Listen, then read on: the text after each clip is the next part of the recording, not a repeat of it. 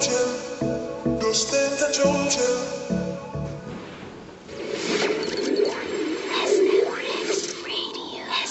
Radio Young, la radio des heures. Bonjour à tous, c'est Jo, il est 13h43 et je vous retrouve avec l'édition du midi. Donc ce matin, nous allons parler du phénomène des youtubeuses. En effet, ce sont les nouvelles stars des adolescentes. Leur lieu de travail, YouTube, leur domaine, le maquillage. Vous pourrez trouver plus d'informations sur notre page Facebook. Tout de suite.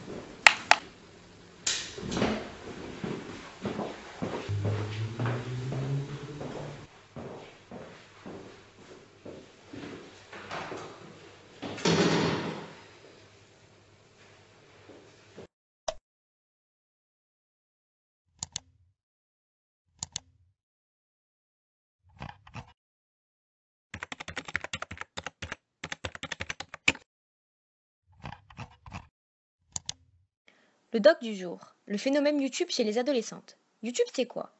YouTube est une plateforme site web d'hébergement vidéo en ligne. Elle permet d'envoyer, de regarder et de partager toutes sortes de vidéos, aussi bien éducatives, musicales ou humoristiques. YouTube a été créé en février 2005 par 3 anciens employés de PayPal, Steve Chen, Chad Hurley et Jawed Karim. Aujourd'hui, la plateforme compte plus d'1 milliard d'utilisateurs, soit près d'un tiers des internautes du monde entier. Chaque jour, ces internautes regardent des centaines de millions d'heures de vidéos sur YouTube, générant plusieurs milliards de vues. Dans sa globalité, la plateforme YouTube touche plus de personnes âgées de 18 à 34 ans que n'importe quelle chaîne de télévision aux États-Unis. Le nombre d'heures passées par les internautes à regarder des vidéos, c'est-à-dire la durée de session de visionnage, sur YouTube a augmenté de 60% par rapport à l'année dernière, ce qui constitue la progression la plus rapide depuis 2 ans. Avec la naissance de YouTube est apparue la YouTubeuse. C'est une fille qui anime une chaîne sur YouTube en publiant régulièrement des vidéos. Si ces vidéos portent sur la beauté, on parlera de YouTubeuse beauté. Si ces vidéos portent sur des sujets divers, on parlera de vlogueuse, la contraction de vidéo et de blog. Généralement, une YouTubeuse est aussi présente sur d'autres réseaux sociaux, Instagram, Twitter, Facebook, et peut aussi avoir un blog. Parlons plus de la YouTubeuse beauté. Cette vague dédiée à l'univers de la cosmétique et de la beauté ne date pas d'hier. Bien au contraire, Michelle Phan, pionnière du vlogging sur YouTube, a lancé sa chaîne YouTube en 2006, soit 1 an à peine après le lancement de la plateforme de partage de vidéos. Depuis, le phénomène n'a cessé de croître. Aujourd'hui, il n'est pas rare de découvrir des chaînes de youtubeuses comptant plusieurs millions d'abonnés. Même si le phénomène est plus limité en France, il n'en reste pas moins important. Il existe aujourd'hui plusieurs centaines de youtubeuses spécialisées dans la beauté et les cosmétiques. Une petite centaine d'entre elles comptent plus de 80 millions d'abonnés, voire plus. Une petite minorité de ces youtubeuses dépasse même la barre des 200 000 abonnés. La youtubeuse française Enjoy Phoenix, elle, dépasse les 2 millions d'abonnés. Au-delà de ces chiffres, il est très intéressant de noter que certaines de ces youtubeuses ont un succès tel que leur chaîne YouTube est devenue leur activité professionnelle principale.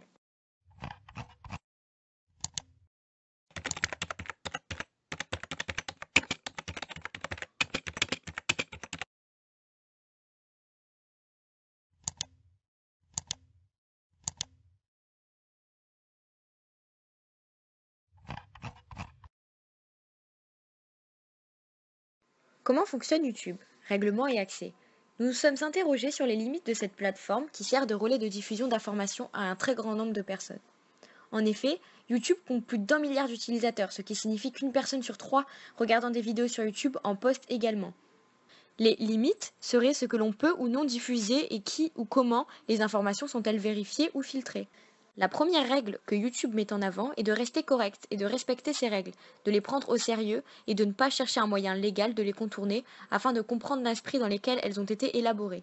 Ensuite, les règles suivantes sont que la nudité ou les contenus à caractère sexuel sont interdits avec, pour information, que YouTube est en étroite collaboration avec les forces de l'ordre.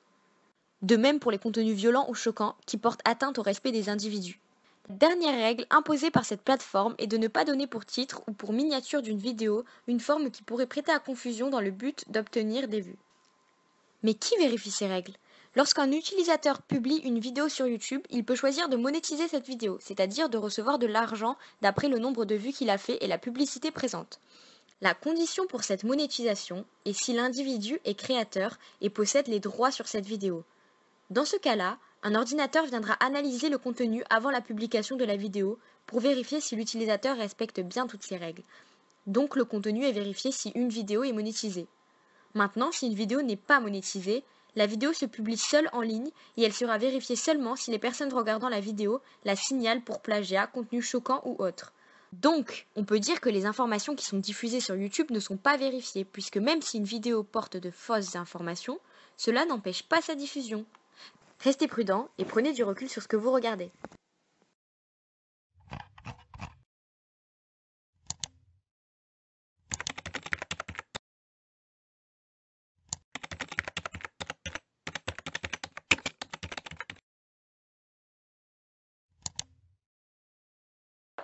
Coucou les filles, aujourd'hui je vous retrouve pour une nouvelle vidéo FAQ, donc une foire aux questions. Et j'ai lancé sur Twitter le hashtag AskLou et vous avez été très nombreuses à me poser des questions. J'ai donc sélectionné celles qui revenaient le plus souvent pour pouvoir enfin y répondre. Et je vous laisse maintenant avec la suite de la vidéo. Première question est de Anna. Est-ce que tu as un copain et est-ce qu'on le verra dans une de tes prochaines vidéos?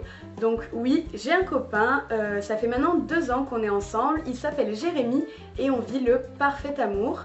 Et bien sûr, vous le verrez dans mes prochaines vidéos et sûrement dans ma vidéo vlog qui va arriver bientôt car on va partir aux Maldives. Voilà, donc j'ai hâte et j'ai hâte de vous le présenter.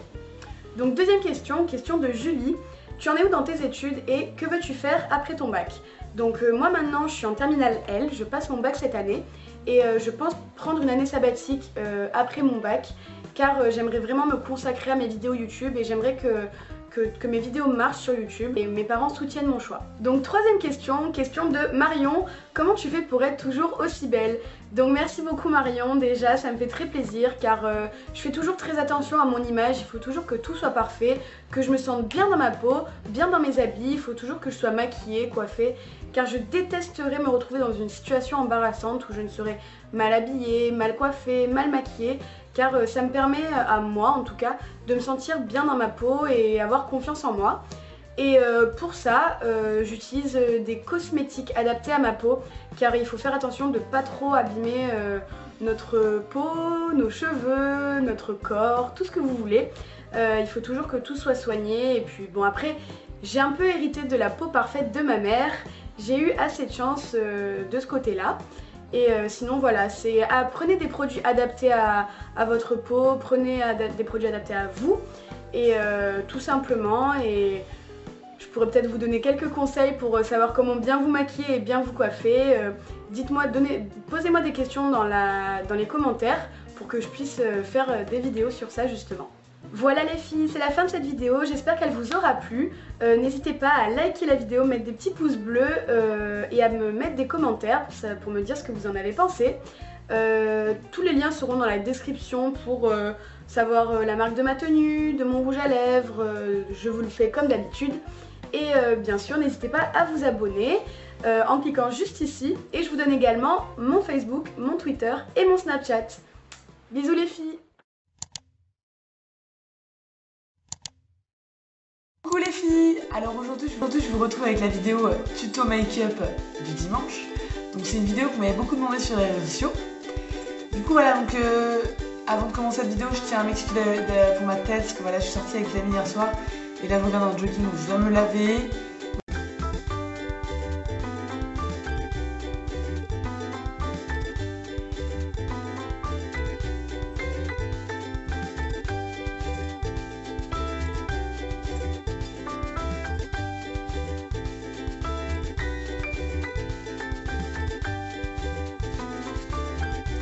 Donc le deuxième produit, c'est un fond de teint de chez Maybelline, donc c'est sous la forme de poudre, avec un pinceau de chez Sephora qui m'a coûté 10 € je crois. Donc voilà, je le conseille, il est vraiment très bien.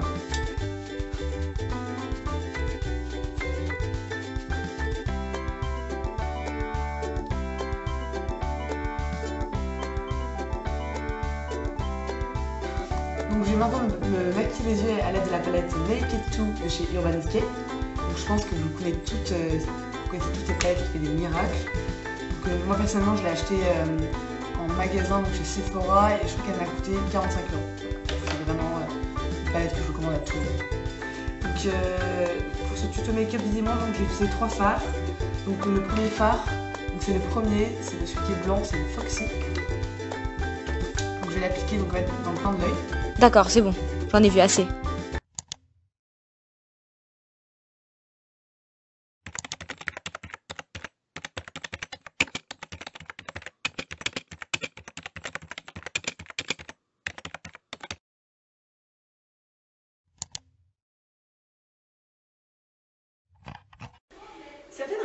pousse à croire que la construction de l'identité s'effectue à l'adolescence. Tout d'abord, l'adolescence est considérée comme une période de transition entre l'enfance et l'âge adulte, où l'individu traverse des expériences de type social et relationnel, introspectives et d'auto-évaluation de son propre comportement, qui lui donne le sentiment d'être perpétuellement différent. En effet, lorsque ces youtubeuses diffusent sur YouTube un comportement parfait et décident de montrer une partie de leur vie en l'idéalisant au maximum, tout en étant habillées de façon soigneuse en toutes circonstances, peut engendrer une série de questionnements et de remises en question sur elles-mêmes pour les jeunes filles qui les regardent. En psychologie, on retrouve deux définitions de l'identité. La première, où l'identité est vue comme une entité que l'individu parvient progressivement à dégager de l'ensemble de ses comportements et de ses sentiments. Mais celle sur laquelle nous nous pencherons le plus sera la deuxième, puisqu'elle concernera sa construction. L'identité est le résultat d'une série d'identifications à des personnes extérieures et d'appropriation des rôles, de statuts et de fonctions dans la société dans laquelle un individu évolue ou pense pouvoir évoluer. C'est à ce même moment où les adolescents doivent gérer la relation avec l'image de soi qui est faussée puisqu'il effectue des comparaisons avec des personnes qui ne montrent que les parties positives ou même trichent. Les adolescents se sentent alors anormaux. Puisqu'elle concernera sa construction. L'identité est le résultat d'une série d'identifications à des personnes extérieures et d'appropriation des rôles, de statuts et de fonctions dans la société dans laquelle un individu évolue ou pense pouvoir évoluer. C'est à ce même moment où les adolescents doivent gérer la relation avec l'image de soi qui est faussée puisqu'il effectue des comparaisons avec des personnes qui ne montrent que les parties positives ou même trichent. Les adolescents se sentent alors anormaux. Aujourd'hui, YouTube est reconnu comme la plus grande plateforme de communication auprès des jeunes. Chaque jour, l'influence des nombreux youtubeurs à succès et notamment de leurs vidéos est de plus en plus grandissante. Durant des années, les grands sites féminins ont eu un impact média considérable auprès des femmes. Mais aujourd'hui, les youtubeuses sont plus puissantes que jamais. En termes d'influence, elles ont maintenant une puissance médiatique. Le support vidéo est leur meilleur allié. Pour pouvoir effectuer leurs vidéos, tutoriels ou hauls, et bien sûr présenter des produits entretenant ainsi leur popularité. De plus, l'idée de vidéo comprend évidemment son, image. Une vidéo a donc plus d'impact qu'un simple texte ou une photo. Ces youtubeuses ont su largement s'imposer sur le net en termes de puissance et surpasser les blogueuses des sites féminins. L'influence de ces youtubeuses s'est également étendue jusque sur les réseaux sociaux. Ainsi, sur Facebook, la domination des youtubeuses n'est pas flagrante. Tandis que Twitter, où la relation directe avec le public compte énormément, elles sont clairement sur le devant de la scène. Sur Instagram, plateforme jeune et dynamique par excellence, les youtubeuses sont encore plus mises en valeur puisqu'elles sont considérées comme des reines. Autre nuance que l'étude apporte en matière de conclusion, c'est le fait que si les youtubeuses sont aujourd'hui aussi, voire plus puissantes que les sites web féminins, l'audience de ces youtubeuses est âgée de 15 à 35 ans. Pour une grande partie, alors que les sites et blogs féminins touchent une cible plus diffuse. Mais en faisant cette ultime réflexion, l'étude ne fait que nous conforter dans notre propre conclusion. C'est bien, c'est nickel. Mais cette influence ne se fait pas sans public. C'est maintenant que nous pouvons nous intéresser sur la motivation de ce public particulier. Ces nombreuses jeunes filles à aller visionner ces vidéos et suivre des presses et youtubeuses. Regarder des vidéos sur YouTube est devenu aujourd'hui un phénomène mondial. Certaines jeunes filles deviennent accros à ces vidéos et y passent des heures et des heures. En effet, on se laisse prendre rapidement en jeu. On regarde une vidéo, puis deux, puis trois. On s'habitue au rythme de nos youtubeuses préférées et on les retrouve à chaque petit rendez-vous hebdomadaire sur YouTube.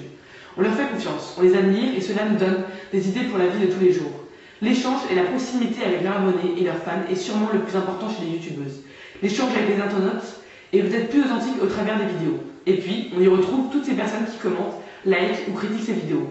C'est un échange permanent. À travers ces vidéos, les jeunes filles sont à la recherche d'un modèle auquel elles pourraient s'identifier. Quelqu'un de suffisamment admirable, mais aussi, et c'est important, confronté aux mêmes problèmes qu'elles. Afin de se sentir encadrées et guidées par une personne extérieure à leur quotidien et surtout proche de leur âge.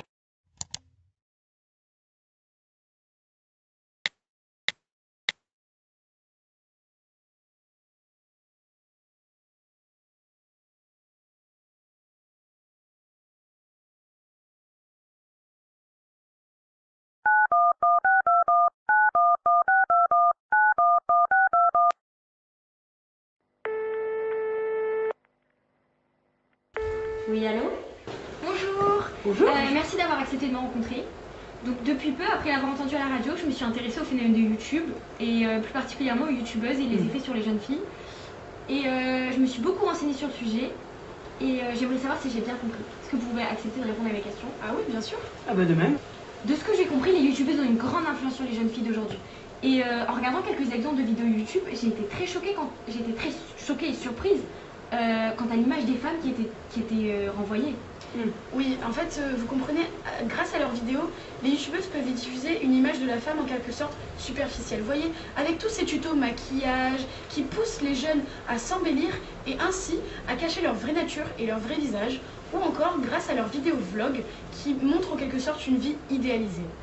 Donc ce que je dois comprendre, c'est que les youtubeuses doivent faire attention à ce qu'elles diffusent sur YouTube, car elles ont une très grande importance sur les jeunes aujourd'hui. C'est exact, oui.